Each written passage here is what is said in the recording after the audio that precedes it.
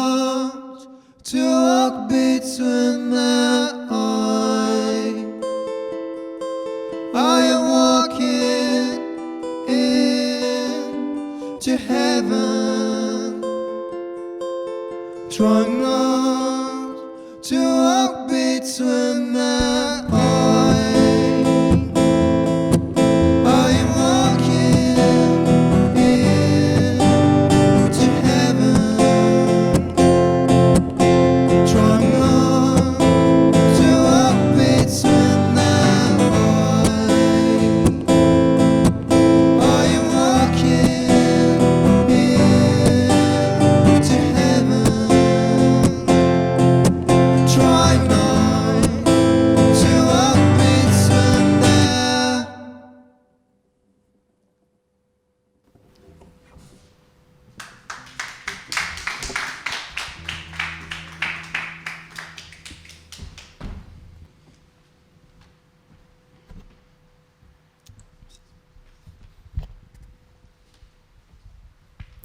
Bonjour à tous et à toutes et bienvenue dans Culture en Haut, votre émission culturelle sur les artistes émergents dans les Hauts-de-France. Aujourd'hui, nous sommes au Micmac à Amiens et en compagnie du groupe Edgar qui vient de nous interpréter Eventrix. Derrière Edgar, derrière le prénom, derrière l'entité se cachent Ronan et Antoine. Bonjour. Bonjour. Salut. Alors comme je viens de le dire, vous venez de nous interpréter Eventrix et la première question qu'on va vous poser aujourd'hui, c'est de nous raconter l'histoire de cette chanson. Alors l'histoire, elle est assez simple, un peu glauque aussi, mais c'est l'histoire d'un accident de voiture. C'est quelqu'un qui se retrouve à mourir dans un accident de voiture et qui est en train de marcher sur les nuages en espérant pas retomber en bas. Et voilà, c'est un peu son voyage. C'est pas trop où il va, ça tourne un peu en rond, c'est pour ça qu'il y a cette phrase qui tourne en permanence. Voilà. Après, le clip, c'est un peu différent. On a fait un clip sur ce morceau, on est allé un peu plus loin, une autre interprétation. Peut-être tu peux en dire plus, toi. Bah ouais, le clip il est un peu différent. Après, c'était important pour nous de faire ce morceau-là parce que au début, quand on s'est rencontré avec Ronan, c'est moi qui lui ai demandé de faire un groupe pour qu'on fasse un groupe ensemble. Et c'est parce que j'avais vraiment flashé sur ce morceau-là. Et il a mis du temps à accepter à faire un groupe avec moi. Et il a mis encore plus de temps à ce qu'on joue ce morceau-là. Donc à force de négociation, j'ai réussi à le faire craquer, on l'a fait, et c'était important de faire un beau clip. Après, le clip, il raconte autre chose. On s'est mis en scène dans le clip et on va chercher des gens qui sont décédés, on les fait passer au paradis. Donc voilà, le clip a une autre interprétation. C'est pas si glauque, ça va. Non, ça va. On a rendu le clip moins glauque que ce que ça aurait pu être en fait. Donc justement, tu viens de parler de votre rencontre pour former le groupe Edgar. Et avant de former le groupe, vous étiez toutes les deux dans des groupes de musique différents. Et avant de faire de la musique, est-ce que vous pourriez chacun, à votre tour, nous parler de votre parcours Alors moi, la musique, ça date depuis que j'ai 6 ans. J'ai fait 12 ans de violon. Là, après tout ce que je joue dans Edgar, ce qui va être du clavier ou de la guitare, j'ai été autodidacte. Mais quand on apprend le violon, on sait à peu près jouer de tous les instruments derrière, c'est un peu plus facile. Après, pour mon parcours, en fait, moi j'ai fait des études de cinéma. J'étais monteur vidéo pendant un moment. J'ai toujours fait de la musique à côté, des groupes de musique. Et en fait, au moment où on a pu passer aussi professionnel dans la musique, c'était un peu un but, un rêve. Une fois que j'ai réussi là-dedans, j'ai lâché le reste, quoi. Moi, j'ai beaucoup plus vite lâché le reste. Moi, j'ai fait STAPS, ça n'a rien à voir avec la musique. Mais depuis que j'ai 15 ans, en fait, je monte des groupes, je fais des concerts. Et voilà, après, j'ai travaillé un petit peu au pôle des musiques actuelles en Picardie, où j'ai eu une formation de coach scénique et d'accompagnant dans les musiques actuelles pour les groupes. Et puis voilà, après, je suis autodidacte pour tout. Et c'est pour ça que je fais pas tout très bien, mais que je fais tout avec le cœur.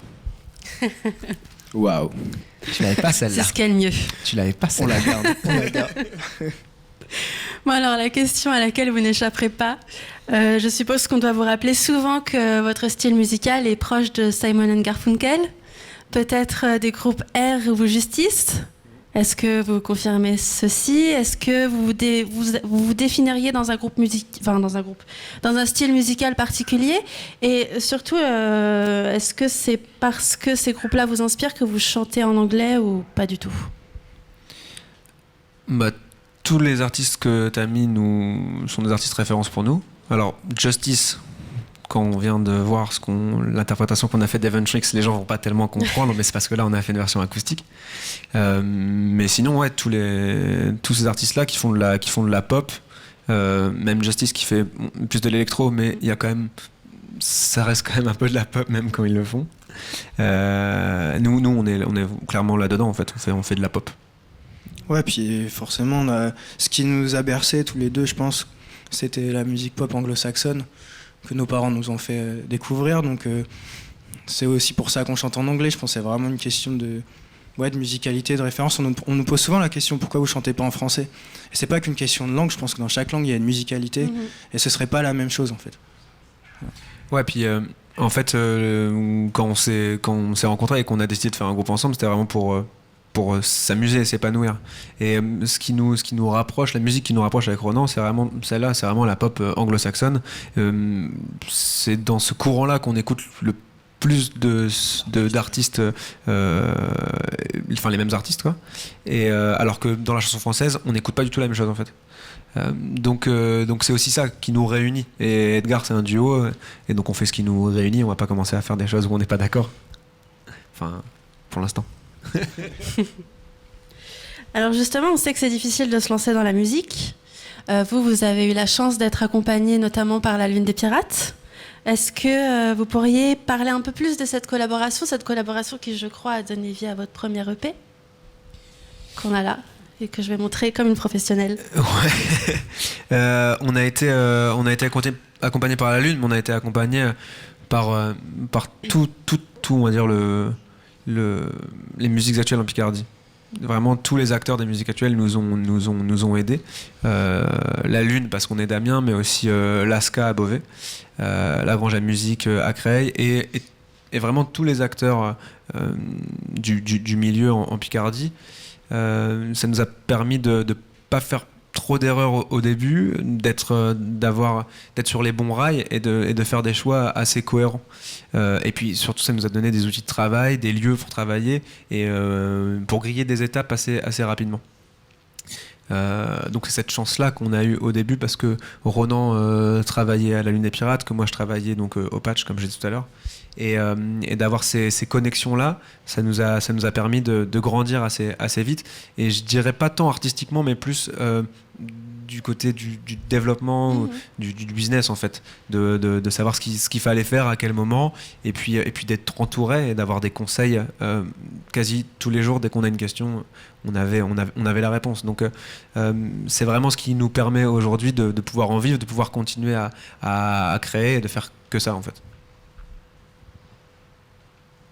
Et justement, donc du coup, à part la Lune des Pirates et l'ASCA, est-ce que vous avez des lieux culturels à conseiller aux gens qui regarderaient cette émission? Des lieux culturels dans les Hauts-de-France? Ouais, déjà, la Manufacture à Saint-Quentin, qui est une super salle.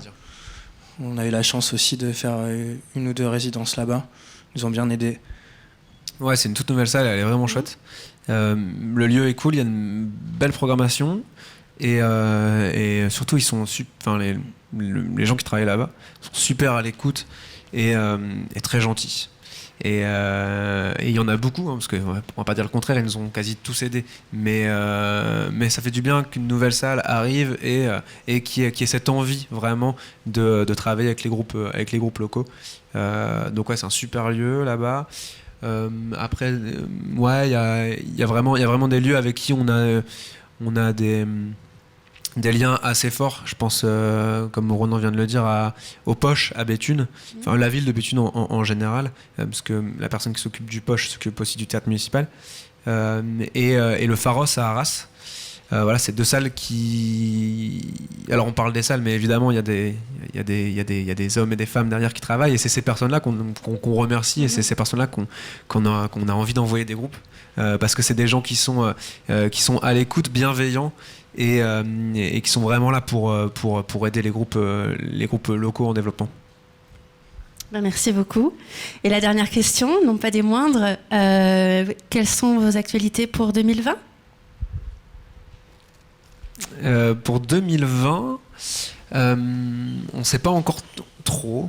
Il n'y a rien qui est vraiment défini. Ce qu'on aimerait bien, c'est sortir notre deuxième EP, qui est prêt maintenant. On a déjà sorti 2 singles, Eventrix et Stuck. On aimerait bien vraiment sortir les morceaux qui restent.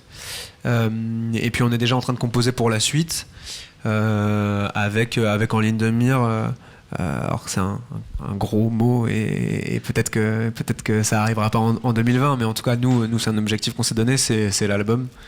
Donc voilà, revenir fin 2020 ou début 2021 avec un album, et puis tourner et faire connaître notre deuxième EP avant ça, et continuer à faire un max de concerts, parce que c'est sur ça qu'on prend le plus de plaisir, et c'est là où on se retrouve avec toute notre équipe, donc c'est plutôt cool.